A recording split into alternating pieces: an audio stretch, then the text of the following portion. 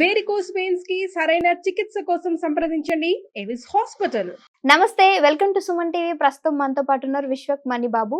అయితే ఇప్పుడు ఇల్లు కట్టాలి అని చాలా మంది అనుకుంటారు, అండ్ అలానే మనీ సంపాదించాలని. ఒకటి ఇక్కడ ఏంటంటే, గతంలో అయితే మన పేరెంట్స్ ఉన్నప్పుడు జిఎస్టీలు కానీ ఇవన్నీ ఏం లేవు, అండ్ అలానే సంపాదన కూడా చాలా ఎక్కువ ఉంది, ఖర్చులు చాలా తక్కువ ఉండేవి. కానీ ఇప్పుడు మన వరకు చూసుకుంటుంటే సంపాదన తక్కువైపోయింది, ఖర్చులు మాత్రం ఎక్కువైపోయాయి. సో ఈ విషయం గురించి మాట్లాడేద్దాం. నమస్తే సార్. నమస్తే అండి సార్, ఇప్పుడు చూసుకుంటే యూత్కి 30-40K వస్తున్నాయి. దీంట్లో జిఎస్టీలు అని వాళ్ళు సంపాదించుకునేది ఎంత ఉందో ఖర్చులు అంతకంటే ఎక్కువ ఉన్నాయి. మరి ఇప్పుడు వాళ్ళు అనుకుంటున్న కళలు ఎలా నెరవేర్చుకుంటారు? నెరవేర్చుకోవచ్చు, ఎందుకు నెరవేర్చుకోవచ్చు? కోట్లు సంపాదిస్తున్నావు, కట్టే జిఎస్టీ అని మొత్తం కట్టేస్తున్నావాడా? కొద్దిగానే కదా సంపాదించే దాంట్లో ఏదో ఒక 7%, 6%, 10% ఏదో కడుతున్నావు. అదేం పెద్ద విషయం కాదండి. మన ఆదాయం పెరిగే కొద్ది ఇక్కడ జిఎస్టీ కడతావు కాబట్టి అదేం పెద్ద విషయం కాదు. సంపాదన లేనివాడు ఏం కట్టడు కదా, లేదు కదా. అందుకని ఆ జిఎస్టీ గురించి పక్కన పెట్టి మనం సంపాదిస్తే జిఎస్టీ కట్టాలి, మనం సంపాదిస్తే జిఎస్టీ కట్టాలి అనుకున్నామంటే సంపాదించలేవు. సంపాదిస్తా జిఎస్టీ ఎన్నైనా కడతా, ఎన్ని కోట్లైనా కడతానని ఆలోచన నీళ్ళు మార్చాలి. కోట్లు వస్తూ ఉంటే జిఎస్టీ కట్టేది ఏదో పెద్దదా కాదండి. కోట్లు ఈ చక్కన వస్తూ ఉంటే ఇక్కడ పోయేది కొద్దిగానే కదా, ఇది లెక్కే లేదు కదా మనకి వచ్చేది. దాన్ని ఎందుకు ఆలోచిస్తున్నావు? జిఎస్టీని పక్కన పెట్టు. జిఎస్టీ అనేది ఈజీ. అప్పుడు ఒకప్పట్లో ఏంటంటే సంపాదనలో అది ఒక టైపులో సంపాదిస్తున్నారు, అప్పుడు ఏ జిఎస్టీ లేదు. ఇప్పుడు జిఎస్టీ అనేది పెట్టినారు కాబట్టి ప్రతి బిజినెస్ అనేది సక్సెస్లో ఉంది కదా, ఇప్పుడు చేస్తున్నారు కదా. చిన్నదానికి కూడా జిఎస్టీ పెట్టారు, ఎందుకంటే అక్కడ జరుగుతున్నాయి కదా. నువ్వు ఆదాయం పెట్టుకుని కదా అమ్ముతున్నారు, వాళ్ళు ఆదాయం పెట్టుకుని కదా అమ్ముతున్నారు. ఆదాయం లేకుంటే ఎవరు ఏ షాప్ నడపడు. ఒక బైక్లో ఒక అతను 4 చీరలు 4 ఏదో బ్లౌజ్ ఏదో లంగాలు వేసుకొని పోతుంటాడు, వీధుల మీద తిరుగుతుంటాడు. వాడికి ఆ కూలీ లేకపోతే వాడు తిరగడు కదా. రోజువారీ కూలి వాడు 1000 రూపాయలు కావాలనుకుంటాడు, ఏమో ఏదో ఒకటి 1000 రూపాయలు ఉంటేనే కదా డైలీ తిరుగుతున్నాడు. లేకపోతే ఎవరు నష్టానికి బైక్ పెట్రోల్ వేసుకుని తిరగడు ఎవడు. వాడికి ఆ పెట్రోల్కి వస్తున్నది, వాడికి కావాల్సిన కూలీ దొరికిపోతున్నది కాబట్టి తిరుగుతున్నాడు. కాబట్టి వాడికి ఏం ఇబ్బంది లేదు. అదే షాప్ పెట్టుకున్నవాడు కూర్చున్న చోటు సంపాదిస్తున్నాడు కదా. జిఎస్టీ కట్టడానికి ఏముంది? కాబట్టి ఏం భయపడబం లేదు. ఆలోచన విధానం ఇది, అన్నిటికీ ఆలోచన అండి. ప్రవర్తన మన ఆలోచన, మన మైండ్ పవరే కారణం. ఆ మైండ్ పవర్ కారణం కాబట్టి సంపాదించాలి అనుకున్న వాడికి జిఎస్టీ లెక్కలేదు అంటున్నాను. అంటే ఇప్పుడు రిచ్ గా ఉన్న వాళ్ళే ఇంకా ఎక్కువ వెళ్తున్నారు, డౌన్ ఫాల్ ఉన్న వాళ్ళు ఇంకా డౌన్ లో వెళ్తున్నారు కదా సార్. దానికి కూడా వాళ్ళే కారణం. వాళ్ళే కారణం. ధనవంతుడిగానే ఉండడానికి కారణం వాళ్ళే. ఎందుకంటే వాళ్ళ ఆలోచన విధానం అంటే ఎనీ టైం డబ్బును గురించి ఉన్నతంగా ఆలోచిస్తారు, ఉన్నతంగా ఉంటారు, పట్టుదలతో ఉంటారు. నెక్స్ట్ టైం బిజినెస్ అని ఇసిపోతూ ఉంటారు. ఒక 7 months పూర్తి అవుతున్న నెక్స్ట్ ఇయర్ బిజినెస్ని కూడా ఆలోచిస్తారు.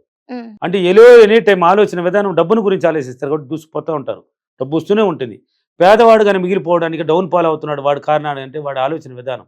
నాకు లాస్ అయింది, పోయిందాన్ని పట్టుకొని పీకిలాడుతూ ఉంటారు.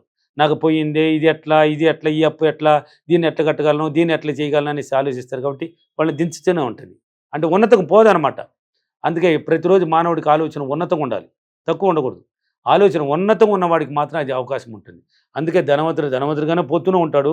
ఒకసారి డబ్బు చేరింది అనుకో, దాన్ని తెలివితో ఉపయోగిస్తే అది ఇప్పుడు పడితేనే పోతూ ఉంటుంది. అంటే డబ్బు వస్తూనే ఉంటుంది అని చెప్తున్నాను. ఒకసారి డౌన్ ఫాల్ అయింది అనుకో, వాడి ఆలోచన విధానం డౌన్ అయిపోతుంది. కాబట్టి వాడి తర్వాత మళ్ళీ వాడి దగ్గర డబ్బు రాదు. ఎందుకంటే పోయిందాన్ని పట్టుకొని పీకిలాడతాడు. ఒకటి కావాలంటే ఒకటి వదులుకోవాలండి. ఒకటి కావాలంటే ఏం చేయాలి? ఒకటి వదిలేయాలి. నాకు 2 కావాలంటే పోయింది కావాలి, నాకు ఇది కావాలంటే రాదు. పోయిందాన్ని మర్చిపో, వచ్చేదాన్ని పట్టుకొని పీకిలాడు. నెక్స్ట్ ఏం చేయాలని ఆలోచించి పెట్టు, ఆటోమేటిక్ వస్తుంది. అది పోయింది కూడా వచ్చేస్తుంది. సార్, ఒక 100 రూపాయలు మనం ఇన్వెస్ట్మెంట్ పెట్టామంటే 100కి 200 అప్పు అయ్యాం. మరి ఇప్పుడు ఇంకొక బిజినెస్ చేయాలంటే ఎక్కడి నుంచి వచ్చేది సార్? అదే నువ్వు అప్పు అయిపోయినావు, తెలియక అప్పు చేసేసినావు కదా. ఏం బిజినెస్ పెట్టాలని ఆలోచన విధానం చర్యలేక ఏదో ఒకటి పెట్టినావు, ఏదో ఎవరు చెప్పిన మాట విన్నావు, ఏదో ఒకటి పెట్టి లాస్ అయినావు. దాన్ని ఎక్కడే ఉన్నాయి. లాస్ అయిన గురించి మర్చిపో. ఇప్పుడు కొత్తగా పెట్టాలి, డబ్బు ఉండాల్సిన అవసరం లేదు. ఏం పెట్టాలి నువ్వు, ఏమనేది ఆలోచన పడు. ప్రతిరోజు ఆలోచన విధానం అంటే నీ మైండ్ని వాడుకోని చెప్తున్నాను. ఏం పెడితే నేను బాగుపడను, ఏంది చెడిపోకుండా వస్తువులు ఏమున్నాయి, చెడిపోయేది అంది ఏమున్నాయి, ఇంత చెడిపోకుండా ఉన్న వస్తువులు ఏది. డబ్బు ఉండాల్సిన అవసరం లేదు నీకు. నువ్వు ఆలోచన పెట్టు. ఫస్ట్ ఆలోచన విధానాన్ని పెట్టి పదే కానీ దాని మీద దృష్టి పెట్టి ఆలోచన పెట్టినామంటే, ఆ డ్రీమ్ అనేది ఒకటి ఏర్పరచుకున్నామంటే, కలగనడం ఏదో ఒక రూపంలో అవకాశం నీ ముందుకు వస్తుంది. ఎవడో ఒకడు వస్తాడు నీకోసమైన నీ ఇంటి తలుపు తెరుతాడు. ఎందుకు చెప్తున్నానంటే, మీరు అడిగిన క్వశ్చన్ ఆన్సరు ఒకటి కాదు, బోర్డు ఉన్నాయి. వాళ్ళు ఎలా పెట్టారనేది నా ఫీడ్బ్యాక్లో చూడొచ్చు. మీరు నా సిటీలో క్లాసులు ఉన్నాయి కదా, హైదరాబాద్, విజయవాడ, రాజమండ్రి, వైజాగ్, ఒంగోలు, భీమవరం, అనంతపూర్, కర్నూలు, తిరుపతి, బెంగళూరు.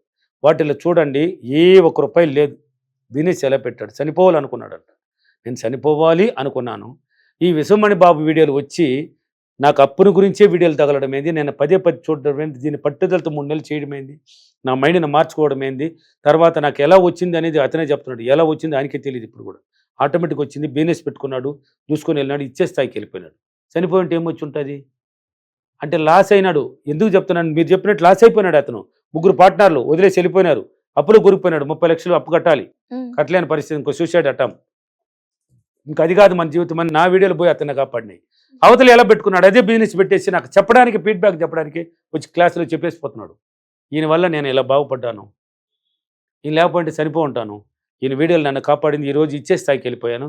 ఇప్పుడు కూడా నేను వేరే చోటుకు పోయేసి 5 లక్షలకి సరుకు తీసుకొచ్చి దింపేసి క్లాస్కి వచ్చాను అనేసి. ఎలా వచ్చిందంటే ఎలాగైనా వస్తుందండి. అవకాశాలు మన ముందుకి ఏదో ఒక రూపంలో సృష్టించబడతాయి, ఎవరినో ఒకటి పంపిస్తుంది. అంటే డివైనా?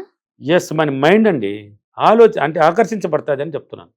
ఎవరినో ఒకరిని తీసుకుంటుంది అది. అంటే మనం డైలీ పాజిటివ్గా ఉండడం వల్ల మనకు ఒక శక్తి ఏర్పడుతుంది. అంటే అదే విశ్వశక్తి, అనంతం అన్నమాట. అక్కడ ఇప్పుడు సూర్యుడి పైన బలంగా కప్పబడి ఉంటుంది, ఆకాశం అంతా ఉంటుంది. ఇప్పుడు మామూలుగా మీకు తెలిసినట్టు ఇప్పుడు ఈశ్వరుడు తపస్సు చేస్తుంటాడు, ఎందుకోసం? ఆ ధ్యానం ఎందుకు? ఆ విశ్వశక్తి నుంచి శక్తిని పొంది ప్రజలకు ఇవ్వడానికి. ఇప్పుడు యేసు ఇలా చేతులు పెట్టుకుని అడుగుడు ఇవ్వబడినా ఇలా పెట్టుంటాడు తలపైకి లేపి, విశ్వశక్తి నుంచి ఆ శక్తిని పొందబడుతుంది. అల్లా చెప్తాడు, అల్లాహు అక్బర్ అరచేతుల పైకి చూపించి, ఎందుకు? ఆ శక్తిని పొందాను అని. ఆ శక్తిని పొందితే నువ్వు ఏం కావాలన్నా నువ్వు సృష్టించుకోవచ్చు. అందుకనేసి పోయింది అనేది మర్చిపో, వచ్చేదాన్నే పట్టుకో. పోయిందాన్నే పట్టుకున్నావంటే అది ఎక్కడ ఉంటావు, దీన్ని వదిలినామంటే అది వచ్చేస్తుంది. కాబట్టి దీనికంత ఆలోచన విధానమే, ప్రవర్తన విధానమే మీ మైండ్ని వాడుకో. బిజినెస్ పెట్టాలనుకున్నామంటే అది ఎలా అనేది నీకు వద్దు, ఎలాగైనా అని వాడుకో.